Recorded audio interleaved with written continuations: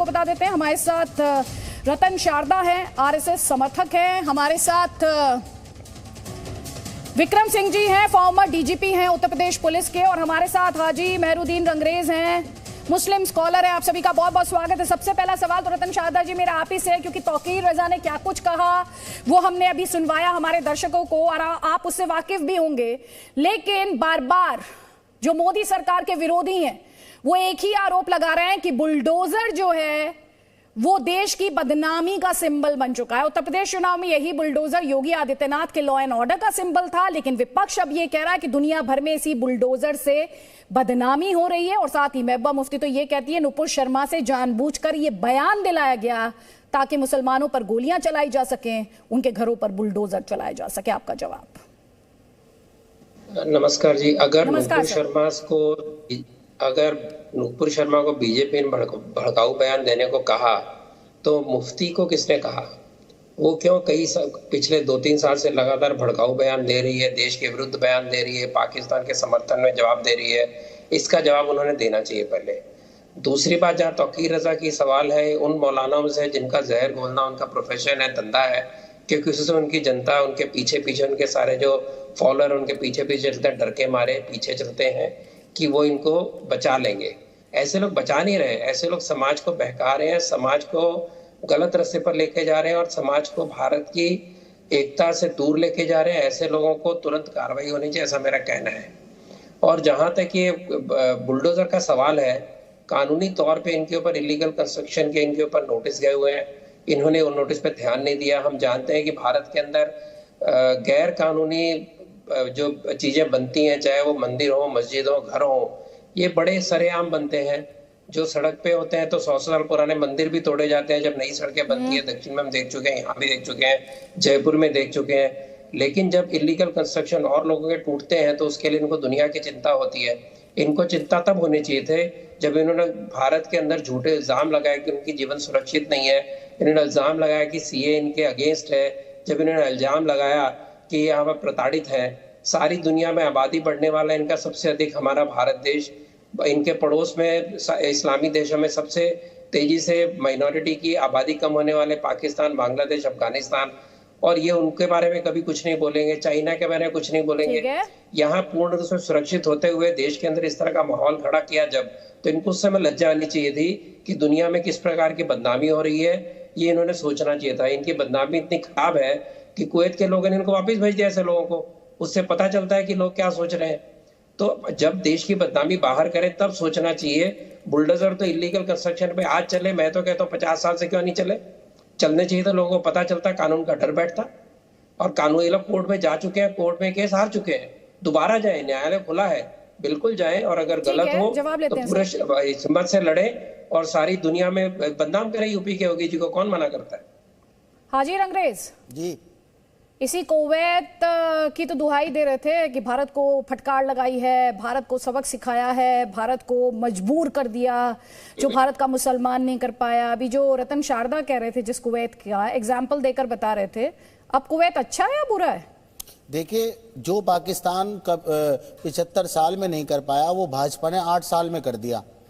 जो ओवैसी है उसमें वो बार बार कहता था कि क्या नाम ले हिंदुस्तान पे बात करें, हिंदुस्तान पे बात करें, मगर वो कहते थे कि नहीं, वहाँ पे किसी तरीके का मुसलमानों के साथ कोई जुल्म जास्ती नहीं हो रही, किसी तरीके की कोई बात नहीं है। मगर जब पैगंबर साहब की बात आती है तो सारे मुल्क एक साथ खड़े हो जाते हैं, सब मुसलमान एक साथ खड़े हो जाते हैं। तो अब पाकिस्तान में हिंदुओं सिखों की आबादी बीच में मत बोलिए। अरे अंग्रेजों के दलाल थे आप। रतन शारदा जी, आप जब देश आजाद हो रहा था तो आप जो है हाजी मेहरुद्दीन रंगरेज, आप सर्टिफिकेट मत दीजिए कौन क्या है, और भाषा पर थोड़ा सा संयम। नहीं, जो बात सच है वो बताने में एक रिस्पॉन्सिबल प्लेटफॉर्म पर है, आप इस मंच का सही इस्तेमाल कीजिएगा। कर रहे थे देश के मर्यादित तरीके से बहस करने की कोशिश मत कीजिएगा, संयम रखिए प्लीज। किसी भी भाषा की परमिशन नहीं है यहाँ पर, सस्ती भाषा का इस्तेमाल मत कीजिए, दूसरों को सर्टिफिकेट मत बांटिए सर। नहीं तो इन्हें भी कहिए ये भी सर्टिफिकेट ना बांटे। आपसे जो सवाल है उस सवाल का जवाब दीजिए, उस सवाल का जवाब दीजिए, कौन क्या है वो जनता डिसाइड कर लेगी। जनता सुन रही है और देख रही है आपको, तो प्लीज जो भी बोलिएगा सोच समझ कर बोलिएगा, क्योंकि यहां पर तो आप लड़ लेंगे पैनलिस्ट से, लेकिन उस जनता की अदालत में ना हार जाएं। तो नहीं, बहुत जनता को भी तो सोचकर, पता लगना समझकर, चाहिए ना सुन लीजिए, कि ये जब सोचकर, देश आजाद हो रहा समझकर था बात तो कीजिए, ये जवाब गुलामी दीजिए, कर रहे मुद्दे पर थे। रहिएगा, मुद्दे पर रहिएगा हाजी रंगरेज प्लीज जी हाँ मुद्दे पर बताइए, ये बताइए जो ये जो बुलडोजर की जो कार्रवाई हो रही है, जिसका मकान तोड़ा गया वो उसकी बीवी के नाम है, सजा उसको देनी चाहिए जिसके खिलाफ एफआईआर हुई और उसे मुख्य आरोपी बनाया। उसके मकान को तोड़ने का अधिकार आपको किसने दिया? कौन से कानून की कौन सी किताब में लिखा है कि आप किसी के मकान को ढा देंगे? हाँ ये कानून की किताब में लिखा है, अगर अवैध निर्माण हो नहीं, अवैध निर्माण बताकर जो तोड़े जा रहे हैं मकान, ये वो मकान देखे कितने साल से बना है, बाकायदा उसका हाउस टैक्स जमा हो रहा था। प्रशासन एक्ट करेगा, आपसे परमिशन लेगा क्या? अरे एक मिनट सुनिए, आपसे परमिशन लेगा क्या? अभी आप पूछ रहे थे कौन सी कानून की किताब में लिखा है, मैंने आपको बता दिया। अवैध निर्माण अगर है तो चाहे किसी का हो, अगर वो हिंदू का भी हो सर तब भी वो भी ध्वस्त किया जाएगा। इस बात से निश्चित रहिए। आप में जो मजहबी कार्ड खेल रहे हैं ना, ये जो आप मजहबी कार्ड खेल रहे हैं बंद कीजिए इसमें। पानी का बिल क्यों लिया जा रहा था? मजहबी चश्मा लगाना बंद कर दीजिए। अगर वो अवैध निर्माण था तो उससे हाउस टैक्स क्यों लिया? उससे बिजली का बिल क्यों लिया? पानी का बिल क्यों लिया? किसी अवैध निर्माण को लेकर दोनों के बीच क्या कनेक्शन है? जरा समझाइए, आज दर्शकों को आप समझाइए कि अवैध निर्माण होगा तो उसमें हाउस टैक्स नहीं जा सकता है। जरा बिल्कुल नहीं जा सकता। जब ये अवैध निर्माण होता है, दिल्ली पूरी दिल्ली में अवैध निर्माण हुए पड़े, पूरी दिल्ली 1% दिल्ली जो है वो नक्शे से पास है, 99% पूरी दिल्ली अवैध तरीके से बनी है, तो सारी दिल्ली को तोड़ देंगे। मगर जब आप खास तौर से मुसलमानों को टारगेट करके दिल्ली जो है वो अवैध तरीके से बनी हुई है, थोड़ी सी अपनी नॉलेज में इजाफा कीजिए, बिल्कुल थोड़ा सा अपना ज्ञान वर्धन कीजिए सर।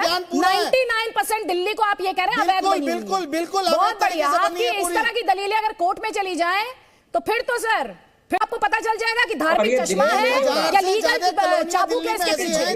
रतन शारदा आपको जवाब देना चाह रहे हैं, रतन शारदा का जवाब, उसके बाद जल्दी जल्दी डाले गए। एक सेकेंड, रतन शारदा देखिए, इन्होंने जो कहा 9 केस तथ्य है, केवल लांछन लगाने के लिए आके बैठे हैं, इनको कोई जानकारी नहीं है।